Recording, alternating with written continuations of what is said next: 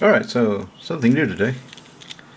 My old tripod broke, so I bought this one. It's about twice as tall as the other one. So I'm going to be doing this video from a different point of view, in a manner of speaking. Anyway, the video today is, I met Yushi again. Yushi's one of our housemates, and he doesn't live too far away. So, about, what, 6 months ago, Yushi, was it? Sometime spring, summer. We met and traded. And so we met and traded again. And the beautiful thing about trading with Yuji is that both of us, our binders are full of shit we don't care about. But the other guy finds things he wants. So I found a bunch of cards I wanted, and he found a bunch of cards he wanted, and we both came out happy. So let me show you what I got from Yushi. Let me show you the cool cards. So most of them are for the art. Most of them, you know, almost zero financial value. Wow, this is a lot easier to shoot with. Normally, I'm like shooting this because the tripod is so short. Shift the leg, it's about to come off the damn desk. But now, so when I hold the cards, they're actually at a. But when, okay, I like this. So anyway, let's get to the fucking cards, right? That's what you're here for. You want me to talk about a goddamn tripod.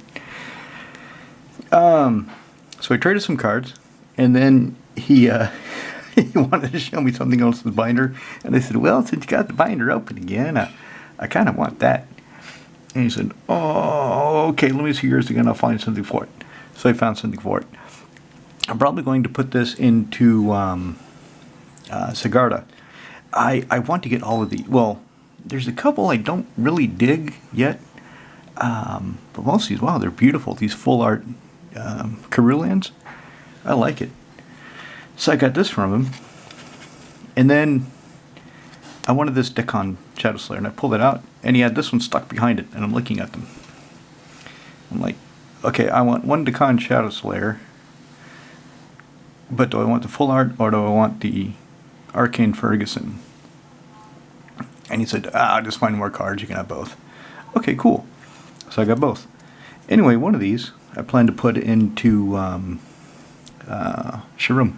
Sharum is my Esper Artifact deck, and he works out pretty good in her. So he's on color, cheap to cast, comes into play with number loyal, equal to number of the lands I control. You can read the card. I hope. I hope this is coming in.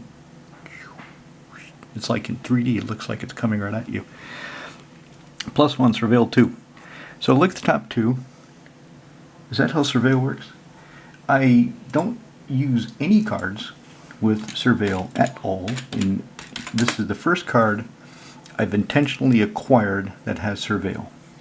So let me make sure I know what it is. Keyword action, player elects certain numbered cards, put them in the graveyard, back tapping it. Oh. Okay, I thought you drew the card. So, man, that's not so good. Look at the top two cards of your library, put any number of them into your graveyard, and the rest on top. Okay. But my commander is Sharum, and when she comes into play, I do take an artifact out of my graveyard and put it into play, so not drawing the card is disappointing. I thought this is what it did, but it's not. And most of you knew that, and you're like, oh, he's a fucking idiot, he doesn't know what Surveil does. I don't use it, I don't like it. But actually, so Sharum, look at the top two. If it's a big expensive artifact, I can throw it in the graveyard, and then I can cast Sharum and get it back out. Exile target, that's always, big nasty thing I don't want to deal with. Just get rid of it. Put an artifact card from hand or graveyard onto the battlefield. Okay, so Surveil, put something in the graveyard, and if he's got enough loyalty, get it back. Okay, that's not so bad now. But which one am I going to play with? Probably the Richard Kane Ferguson. Yeah, I also got a Verdant Catacombs. This is probably going to Saskia. I took 4 Verdant Catacombs out of Vintage Jund, gave it to my black-green Modern Squirrels because I wanted to play it on the last distribution a weekend, and I thought I would get 4 Bloodstained Mire from Cons to replace the 4 Verdant Catacombs, because John doesn't care. Mire's Catacomb doesn't matter. They can both find any of the 3 lands, any of the 3 duels that John runs. And all the duels are from China, so don't get too excited. They look good till you flip them over and look at the back. The back looks terrible. The Taigas, at first glance, look terrible, and it's because I'm so used to the revised that when I look at them side by side, I realize that the Chinese counterfeit revised cards actually have more color or more clarity than the revised originals. So they are, in fact, better printings of the card, which is interesting. But the backs are terrible because the Chinese guys don't care. They're not selling them to fool anybody. They're selling them for people like me to send them some money and play with them, and so they can make use of some of the downtime on their big printers. Somebody's got a big ass industrial printing machine in China, and it has downtime, so he prints magic cards and passes them out to God knows how many frontmen, and they sell it to people like me who have fun with them. So anyway, this Verdant Catacombs, like I said, I'll probably go into Saskia, although 3 Catacombs from MH2 are going to be cheaper than 4 Bloodstained Mire, even from Cons. But I want to build Saskia, and I will play Saskia before I play the vintage Jund deck again, so that's probably where to go. Probably go to Saskia. Let's go to Voidwalker. Shadow. Stealthy rogue. Does nasty shit. I've got a playset of these, and I took one out for Nelia. I took out another one for Saskia because her new thing's going to be evasion. So I'm going to have some shadow creatures in there, a lot of flying creatures, trample. I'm going to try to have evasion be the theme of the deck, so I can get damage through. It's going to be a weird build. I'm kind of looking forward to it. Really thinking about how I want to go about it. Do I want some equipment swords of this and that?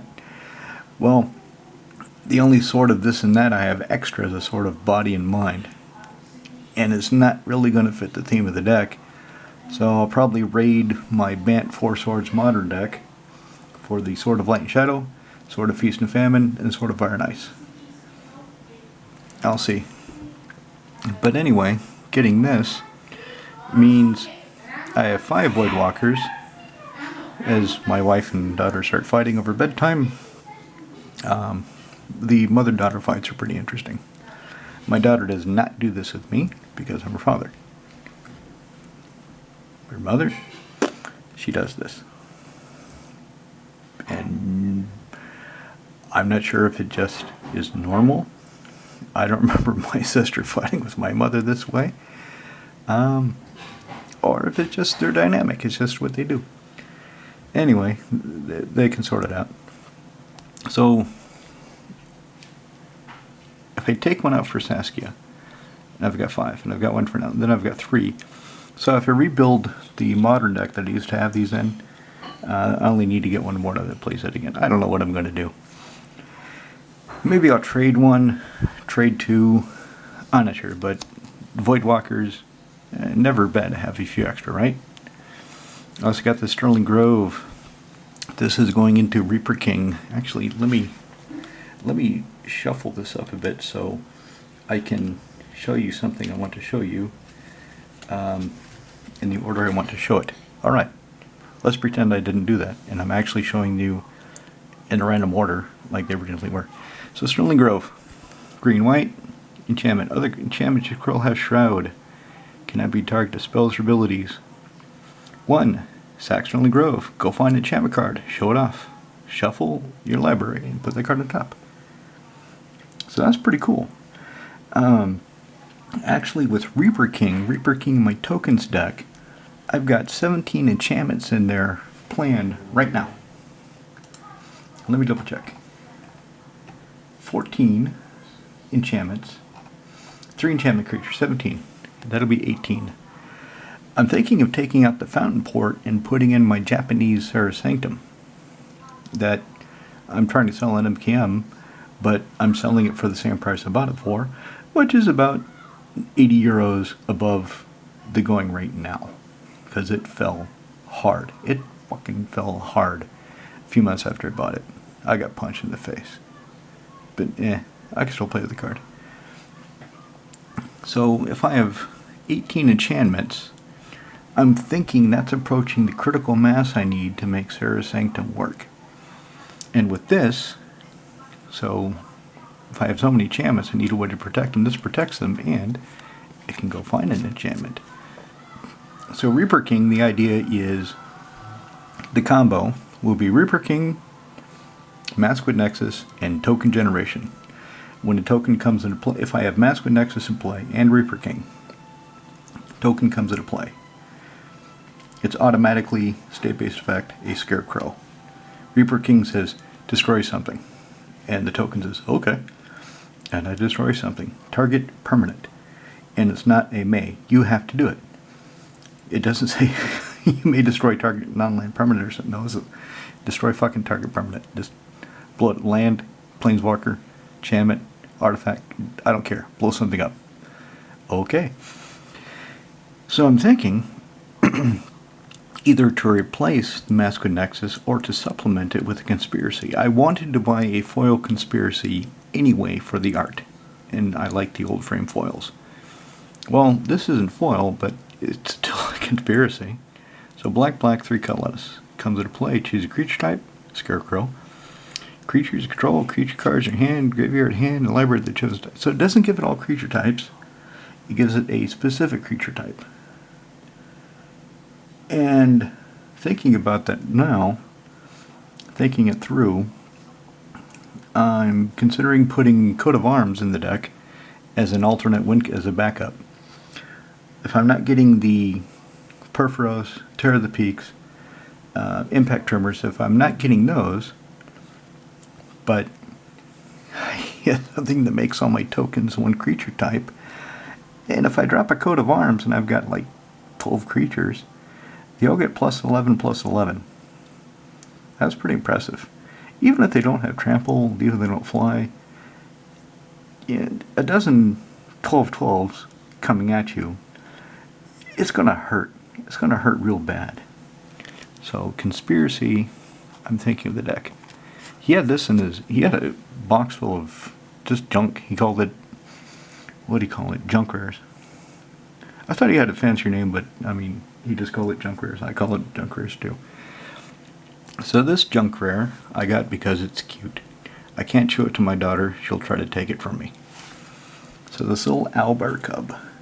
3 for a bird bear. Mama's coming. Mama, this rant. Whenever Albar Cub attacks, player controls 8 or more lands. Look at the top 8 cards of your library. If there's a creature in there, you can throw it on the battlefield tapped and attacking the player that the Albar Cub is attacking. And put the rest in the bottom random order. Yeah. I just think for 3, this is kind of a low risk, fun card. I'm going to put it in. I'm pretty sure I'm going to put it in Saskia. I was thinking, what are their green decks? Sigarda, it could go into. Kyrador, no, because it's not a spirit. Animar. I could put it in Animar, but Animar is more about casting, so that's not good. Ikra Shadiki Kondo. His tower and toughness are equal. Their stick is toughness is greater than power on all but 2 creatures. What else do I have in green? Edric, but Nedric. Okay, so Albar Cub attacks somebody with 8 lands. Look at the type 8 cards in my library, and I pull out a Rushwood Dryad, or a Script Sprite, or Flying Man. So, putting this in Edric, it's not going to be very impressive. Saskia, Yeah, I plan to put some big invasion beater, so let's put him in Saskia and see how it works. Yeah, these. These are cool. I like this one a lot. I don't like this one as much, but I got it because, well, I kind of want one of each. So I need to go find the forest, mountain, and swamp. And these will go in my art binder in the basic land section. Speaking of art binder, I got this. I don't plan to use it in a deck at all. I just, I used to play D&D years ago. Powerword Kill. It's just cool. I like the art. She's dead. She's screwed. Destroy target non-angel, non-demon, non-devil, non-dragon creature. a lot of things they can't kill. What else I get? I got this island. Isn't it pretty? Johannes Voss Island. Get lost. He had a funny story about this. So Yuji picked up a bunch of these when they were cheap because they thought they were cool. And then when they were hot on the tournament scene and everybody wanted them, he sold them all but this one.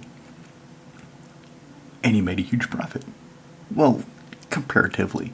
For the price he paid for them, he made a good profit. It's not like he walked away with 200 euros. But he made enough to get more cards. So he was really happy. Because it was a significant percentage higher than what he paid. And then he said, a week or so later, the price crashed. And so, I remember hearing about this card and kind of ignoring it. But he had it, I was looking at it, no, it doesn't cost that much now. So I thought, well, let's pick it up. Destroy target creature, enchantment, or planeswalker. Its controller create 2 map tokens. I forget what those do. Maze of Ith. I wanted to put this in a deck, but now I can't remember what deck I wanted to put it in. Untap target attacking creature, prevent all combat damage dealt to and dealt by that creature this turn. Who did? Mark Teeden did this. Anson Maddox did the original. I have an original copy, Maze of Ith from the Dark, signed. Where do I have it? I have it in Nekazar. Where should I put this one? There's a deck I was thinking of that I should put a Maze of Ith in. Maybe it was Reaper King. I don't know. I don't remember. Anyway, he had this Luris the Dream Den. Remember when Luris was expensive? And then she got banned? Price tank. So I've got one copy of Luris in Nalia, and it's nice. It's really nice. Especially when I get Angelic Renewal. Okay, this creature is going to die. I sacrifice Angelic Renewal. If it goes to graveyard, it'll come back. I'll... Excuse me. If it's my turn, if it happens on my turn, during my second main phase, because probably the creature died in combat on my turn, second main phase, with Lauren's ability, I will recast Angelic Renewal. Or, if I use Angelic Renewal on somebody else's turn, when it comes back to my turn, I will use Lauren's to recast Angelic Renewal. Same with Seal of Cleansing. Seal of Cleansing is a disenchant that sits on the table. Sacrifice it, destroy target artifact enchantment. Luris of the Dream Den says, hey, if you want, and you've got the mana for it, and you're able to cast that sort of spell, you can go get it back if you want. Oh yeah, Luris. Thank you, baby. Good kitty. I saw her, and I saw these abilities, and the mana cost, and I thought, well, imagine if we had things like this, 10 years ago. Flying. 5/4 for 5 mana flyer. Okay, that's Baneslayer Angel. We had Baneslayer Angel, which was a 5 mana 5/5 flyer with lifelink, protection from demons, dragons, first strike. Yeah, she was a fucking house, right? Remember her? But this chick, okay, other multicolored creatures you control get +1/+0. I'm thinking I should put her into Saskia and try to shove as many multicolored creatures in there as possible, just for fun, just to see if she works. Because whenever another multicolored creature you control dies, return it to owner's hand at the beginning of the next end step. So if I have kitchen finks, it dies, comes back. If it dies again, if it has a persist counter on it, it stays dead. But she says, no, he comes back to your hand. Go ahead and put him back to work for you. I'm like, cheers. Good job, Renee. And is that it? That's it. No, there's a card stuck to Renee. Oh no, so listen, yeah, that's it. So these are the cards that I traded from our housemate Yuji. And what did he get? Well, he got a bunch of cards I don't really care about. I got a bunch of cards from him he doesn't care about. The best things he got from me, he got a foil Angel's Trumpet from Earth's Legacy. He got a foil